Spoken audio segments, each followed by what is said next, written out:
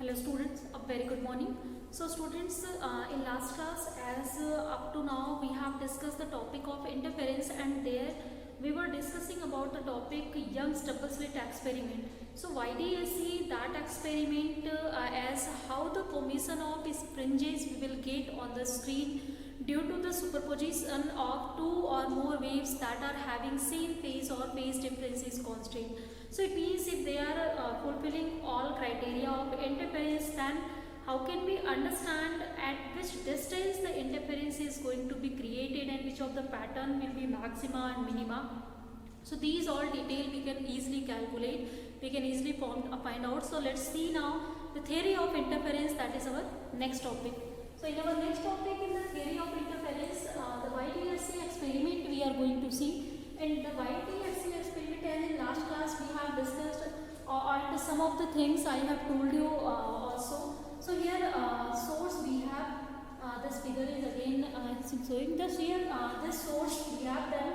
This source is divided into two other sources by using the division of wavefront method. So these are now, we have just put two slits here so that these sources can be narrow. So as the one of the criteria for the interference pattern is narrow sources also. Now this is our screen where we have to see the interference pattern, that is the intensity distribution, whether we are getting maximum or minimum intensity in the space or not. So and this is the middle point of this one. Suppose it is O, now this is O dash we have. Now when the light will come from here S1, S2, S1 and S2. So as you know, these are the points that are in the same phase. It means light will reach here simultaneously, no another phase that light will travel up to here. But when it will reach here, then that time the light wave that will go in every possible direction from these two sources that will superimpose there. Here two waves I am going to take only. Here the first wave is that is reaching from S to O, second is that is going from S2 to O here. Now the one more wave I am going to take, that is on the space, suppose here in this certain direction. So at this is meeting at point P. Now we have to find out whether this point P is of maxima or minima point, and if it is of maxima or minima, then what will be the distance of this maxima or minima point from this point O. So suppose this is now the distance y from here.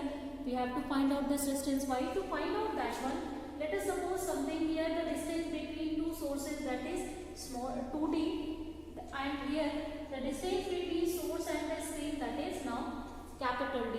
Here the let's do the discussion on this first point, that is O point. So this point will be always the point of maxima, point of maximum intensity. This is always certain.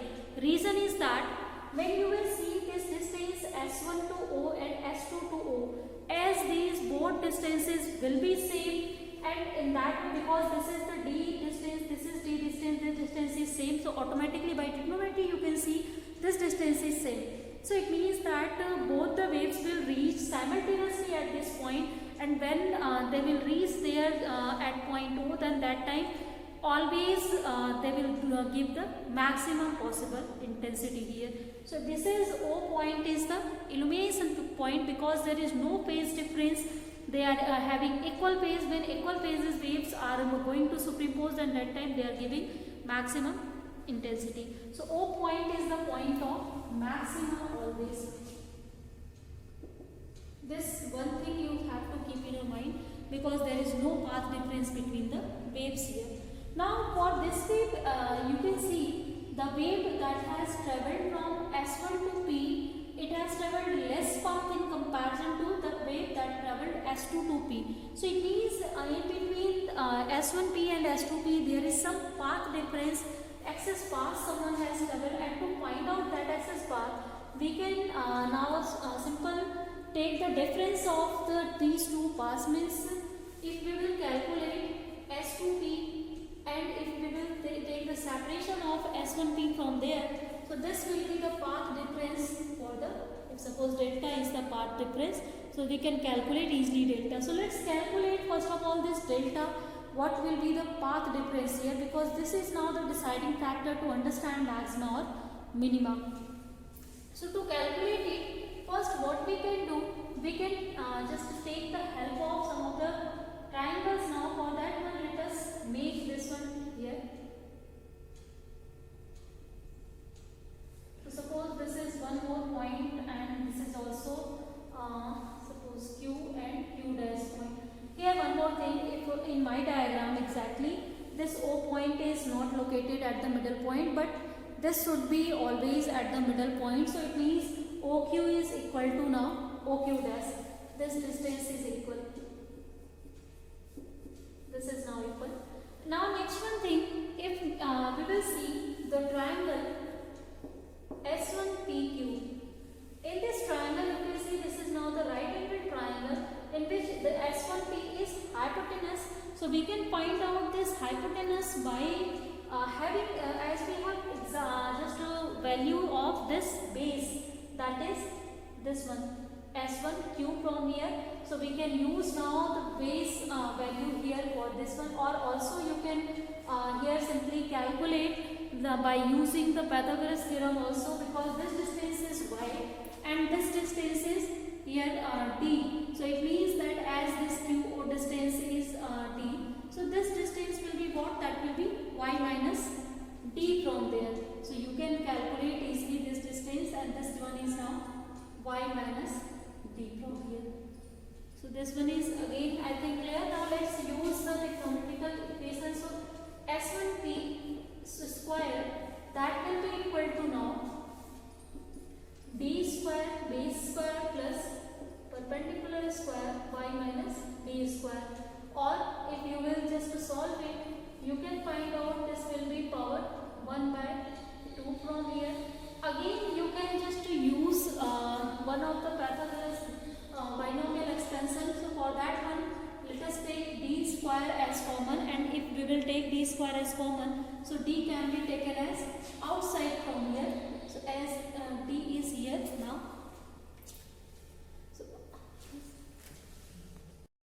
So here this is d as this will be common, 1 plus y minus d whole square upon d square, and the power is 1 by 2.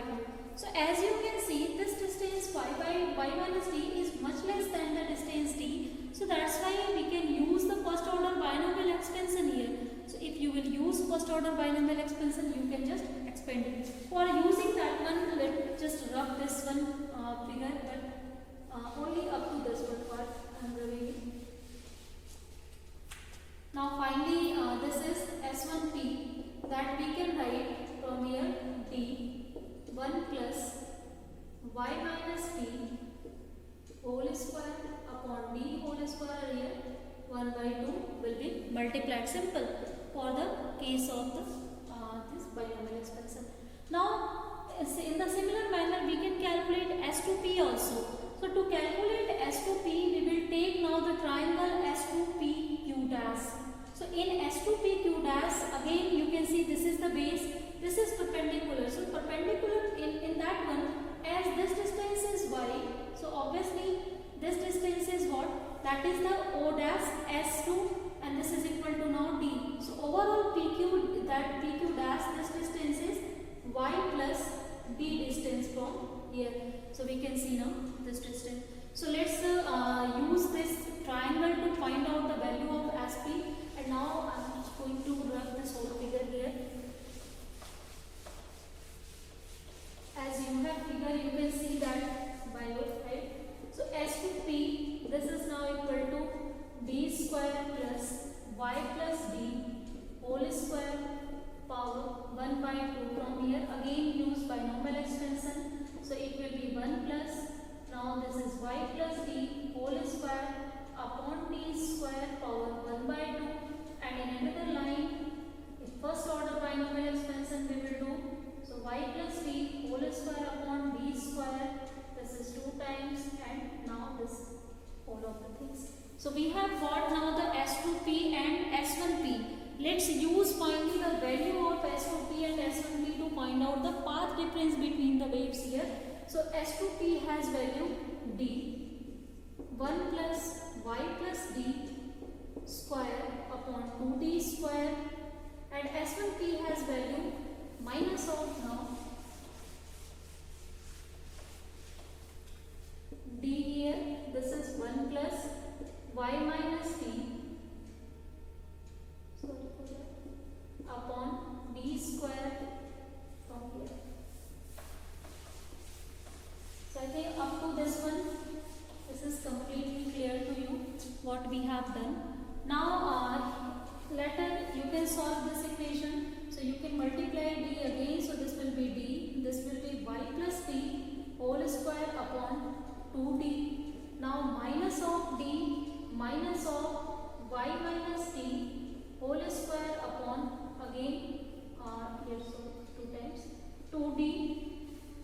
Now next one after this, as this is cancelled out, and we can expand this is on the formula of a square plus b square. So if you will expand, we can write y square 1 by 2d, let's take common first, and then we can write y square plus d square plus 2yd, then minus of y square minus d square plus 2yd after solution.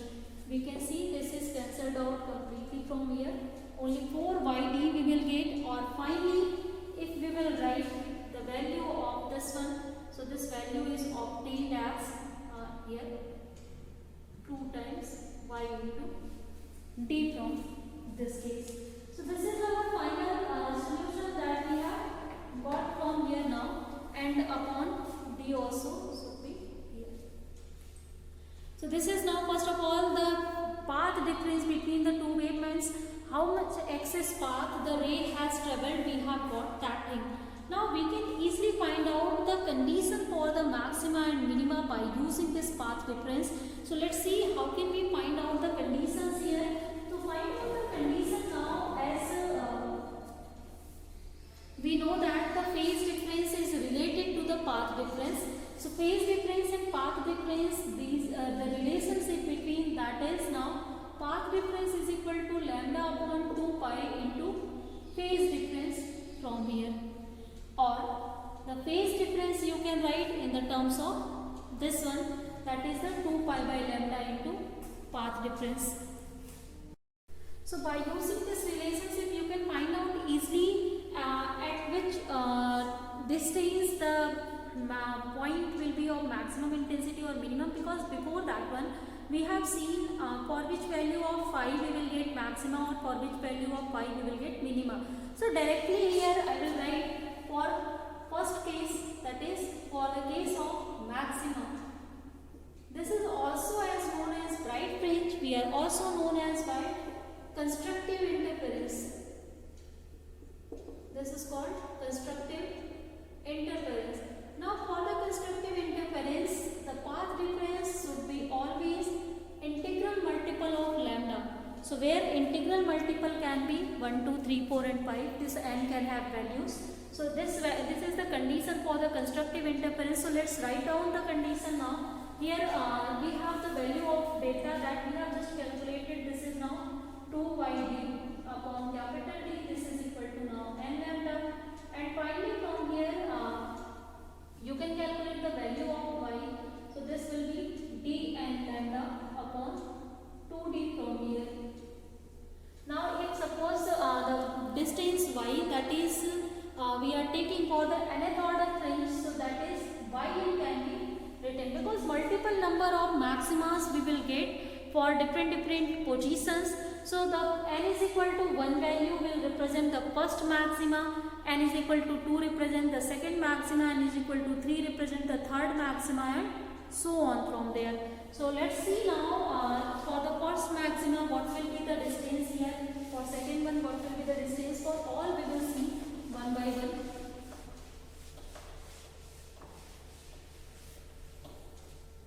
Now from here, the first case for the first maxima, for n is equal to 0 exactly, you can also write this one. So n is equal to 0, it means yn is equal to, or y0 is equal to 0. Means the position of the point O that we have seen already, that is the position of maxima, that I have told you before also. From here you can also see for n is equal to 0, here delta will be 0 means path difference will be 0, and for that case the n is equal to 0 point or y is equal to 0 point will be the position of maximum intensity, means O is the position of maximum intensity. So this is our point O here on the figure that we have made before. Now for the second one, for n is equal to 1, you will see we can calculate now y1. So y1 will have value from here, that is d lambda upon 2d. So this is our position of the first maximum. Is if we know the distance of source from the screen, we know the light that we are using, that's wavelength. Small 2d is separation between the fringes sources that we have used. Then all these values if we know, we can easily find out what will be the distance from point O at which we will get the first maxima. So easily the position of maxima can be find out by doing the such kind of mathematics. Now third one, you can use, this is n is equal to 2. So for n is equal to 2, this y2 will have equal to now d lambda upon d from here, or you can write 2d lambda upon 2d also. So this is about the position of second maxima. Position of just like the third maxima, for n is equal to 3 you can calculate. This is y3 is equal to 3d lambda upon 2d, and so on. You can calculate for number of fringes, number of conditions. Now one more thing also we can conclude from here. After this all things, we can see what will be the fringe separation, because fringe means the pattern that we are getting for bright dark. This you can see just like a strip you are getting in the space, just like this is bright, this is dark. So you can see that just a strip here we are getting. So in the same manner, if number of strips we have, then that is looking like a pattern. So we are calling that fringe pattern or interference pattern. So here in this pattern you can see between two maxima there is a distance gap. So what is the distance gap? That is known as fringe width. So we can also calculate the distance between two bright fringes. So let's see that distance. So here that distance is calculated by beta, that is also called fringe width, and that have value any two you can see. Take y2 minus y1, you can take y3 minus y2, means the separation between any adjacent two you can take. So let's take this one, d lambda upon or 2d lambda upon 2d also we can write. This is d lambda upon 2d from here, and if you will solve it simply you will get d lambda upon 2d. So this is now the fringe separation for the maximum that we have got from here. Next one, after this one, as we have discussed a lot of things for the constructive interference, and at which distance the constructive interference will be produced, and what will be the fringe separation for that one, and that will be equal to d lambda upon 2d. So equally bright fringes are separated in the space after every 2d lambda upon 2d distance. Now next one, after this, let's see the condition for minima now. Second case we have to here solve, that is the condition for minimum or the condition for dark fringes, or also you can see the condition for destructive interference. We are also calling it destructive interference.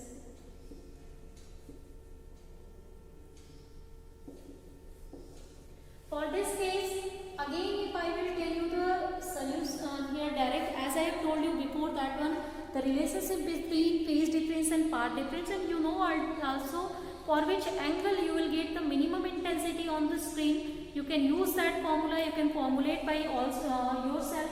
Here I am going to write its value. This is the odd multiple of lambda by 2. So it means lambda, if this delta is equal to 2n minus 1 lambda by 2, then that time we will get minimum intensity. So for this case, if n can have several values, n can have obviously here in place of minus, let's take plus. So n is equal to 0, 1, 2, 3, 4 and so on, you can write from here.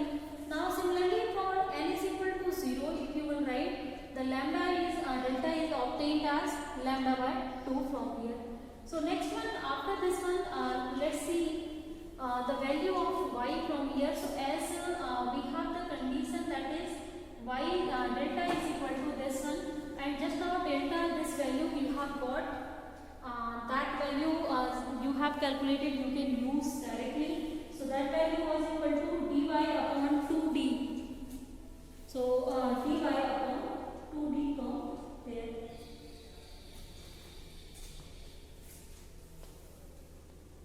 So this is here 2 dy upon d from here. Sorry for that one. Before that one I have drawn. This is 2n plus 1 and lambda by 2 from here. And if you will solve it, you can calculate the value of y from here easily. So if let's calculate that one. So if you will calculate, the y can be easily calculated by this formula. So let's calculate here by that formula, and now we can easily see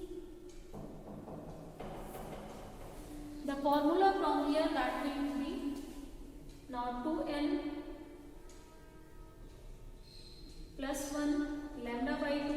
Also one more thing, you can take here minus lambda by 2 minus 1 value also. Because of that one, you can start n is equal to 1. So why I have first written plus here, later I will tell you. First of all, let's just find out this one. Lambda by 2 here if you will multiply it will be d, and 2d if you will multiply it will start to be 4d from here.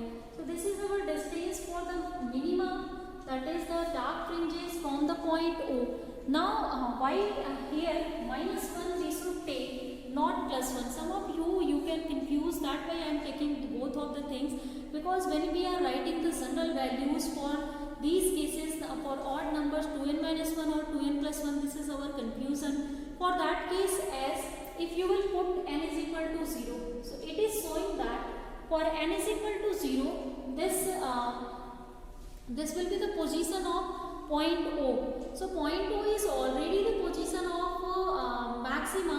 So we cannot have at a single point maxima or minima both. So it means it should be n is equal to 1 for the dark fringes. Means first dark fringe we will get, no any central dark fringe we will have. Central point O is always the point of maxima, that cannot ever be the point of minima. So it means that n is equal to 0 is not here possible.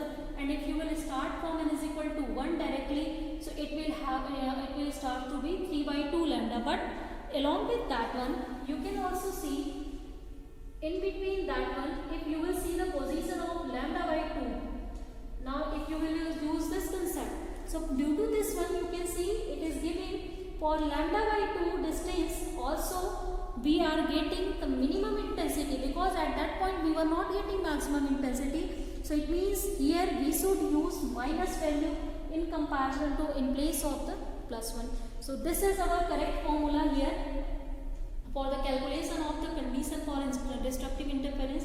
So destructive interference will achieved here when this phase path difference will be equal to odd multiple of lambda by 2, and in odd multiple it should be 2n minus 1 of lambda by 2 from here.